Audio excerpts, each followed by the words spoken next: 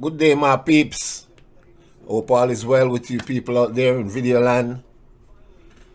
Well, today it's a nice, beautiful day in Vancouver. I'm happy to be alive, and I'm happy that I've given a second chance in life to prove myself and to make something worthwhile of life and to pay my dues to society as a reformed person and to inspire and inform and motivate and educate persons, especially the youths who are going in the wrong direction, doing crimes unnecessarily, all those robbings, shootings, and stuff like that, committing murders unnecessarily.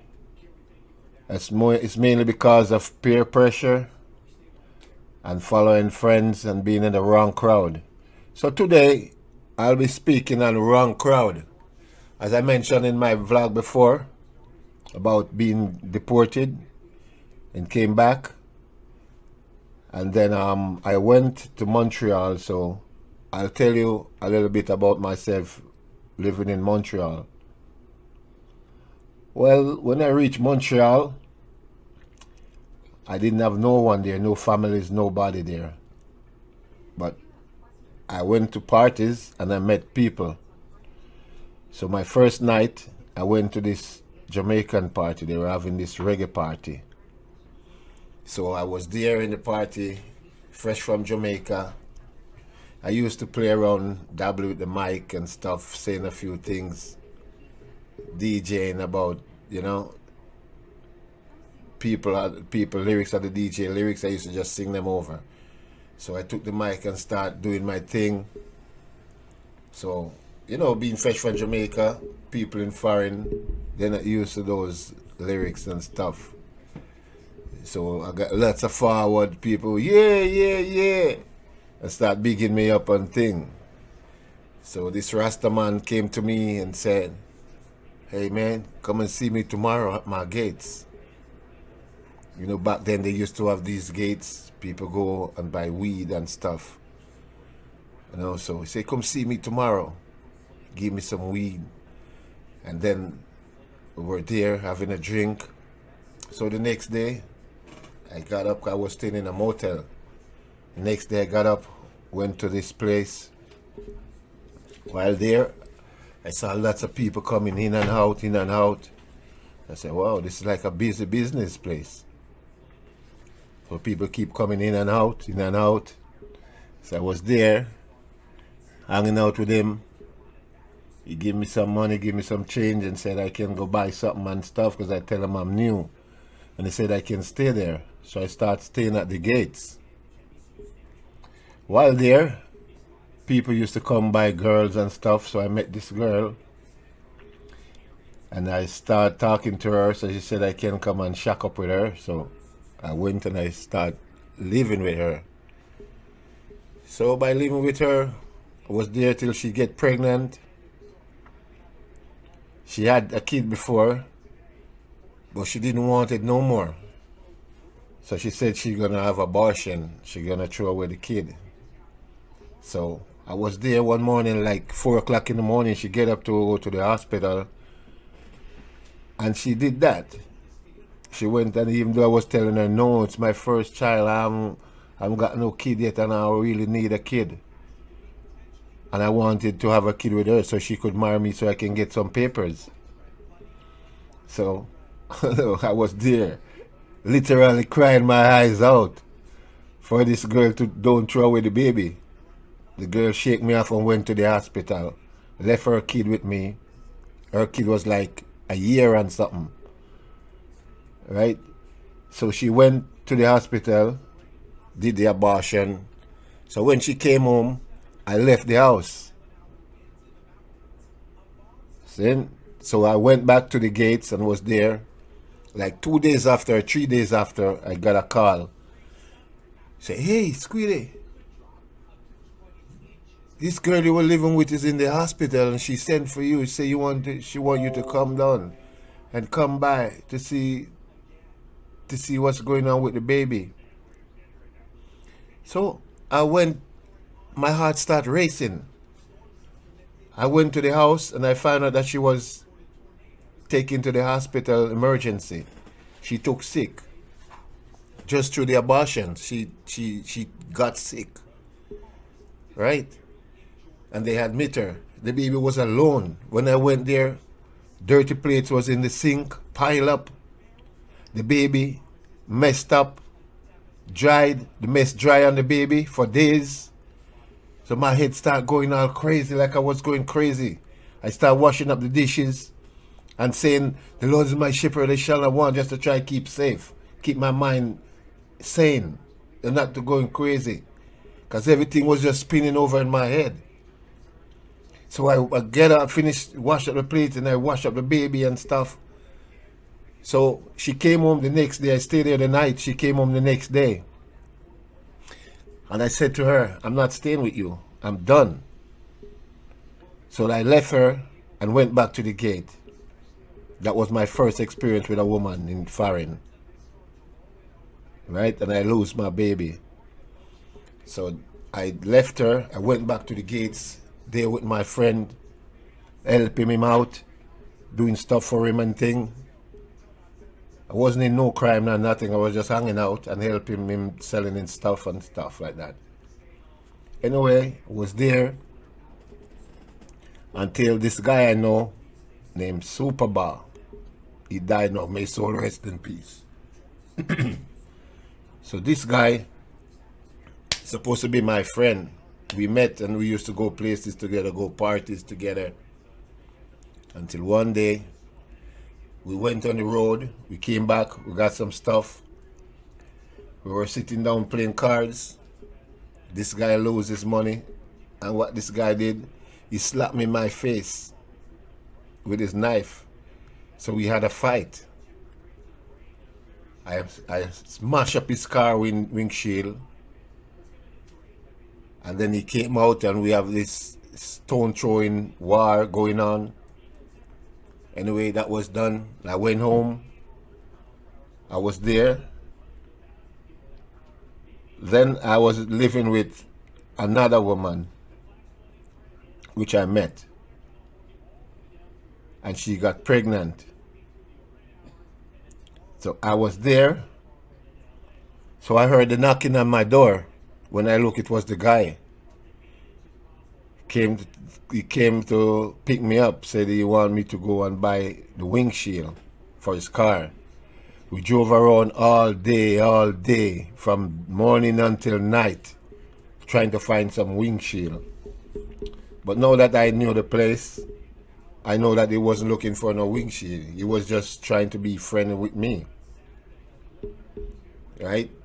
So we came back, and the next day I went back to the gates, because that's where I hung out in the days. While there, this guy came and told me, man, we have something to do. So I said, yeah, what's going on? He said, man, we're going to go out tonight at 2 o'clock. So I went home. I was sleeping until 1:30. Then this guy came, pick me up at 2 o'clock. We went driving out of town. This time those guys were called 1 Minute Man. Right? They used to go in the stores, break the stores, take out expensive stuff and sell at night when the store is closed. So I went with them one time. And the first time I went, I got caught. So I got some weekends, because by then I was going to clubs and stuff. And I know this man at the club, he gave me a work. Not really literally a work. He gave me a letter saying that I was working. So I got some weekends. I did my time, came out, still couldn't get a job because I was illegal. I started doing things on the street. I started to go on the street, doing stuff, doing my thing. Back in the days, they were like nickel and dime and stuff. People doing nickel and dime. and we start doing this nickel and dime on the street. By doing that, I met lots of people until I met this guy. One night I see this limousine pull down, limousine pull up beside me, and was some Italian guys in there, and they said, "Oh man, we're looking for some Sensimania." I said, "You know about Sensimania?" They said, "Yes, we want to try it." So I said, "Okay." I get him some Sensimania, because that's what we were doing on the street. Get him some Sensimania. He rolled it up and started smoking. I said, "Yeah man, that's good." He said, "Hey man, I have a club down there. Come and see me." That was in Montreal, downtown. He said, "Come and see me at the club." So I went to the club, start going there. They were playing just rock music and stuff. So I introduced him to reggae. They start playing reggae music every weekend.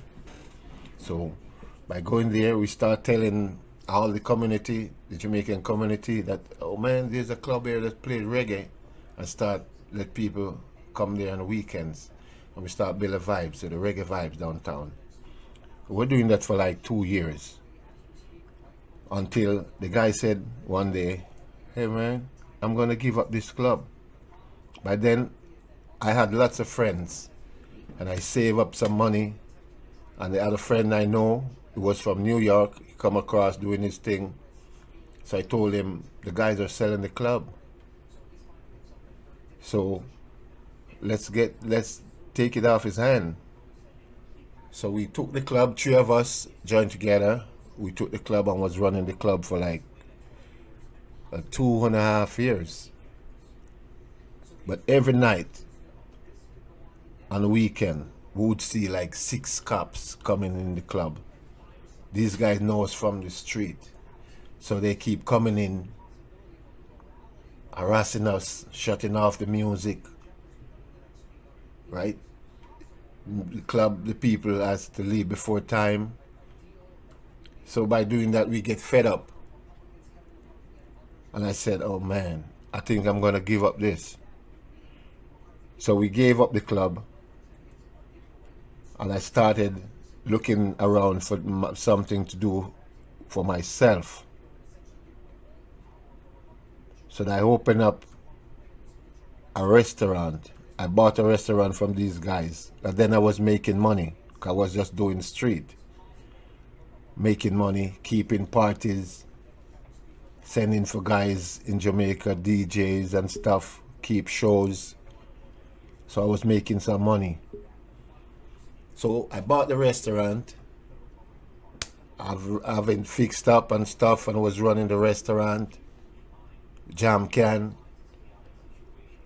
I run it for 3 years until I end up losing my restaurant because of some mixing up with people, being in the wrong crowd. So I lost my restaurant. Anyway, folks, losing my restaurant, I was so going all kind of things going through my mind, how I'm going to survive. So I went back to the street doing stuff. Even though at my restaurant I was doing good, like I was trying to be on the straight, I still didn't even get my papers yet. Because the lady I was with, I married her, and when I was supposed to go and get my papers, I got in problem with the law. Right? So that was it. And after that, I lost my restaurant, and that was the beginning of my downfall, from being in the wrong crowd. So that's why I'm telling guys, choose your circle, know the crowd you're in, because that can be your downfall, the wrong crowd. So this is what I got to tell all the kids growing up.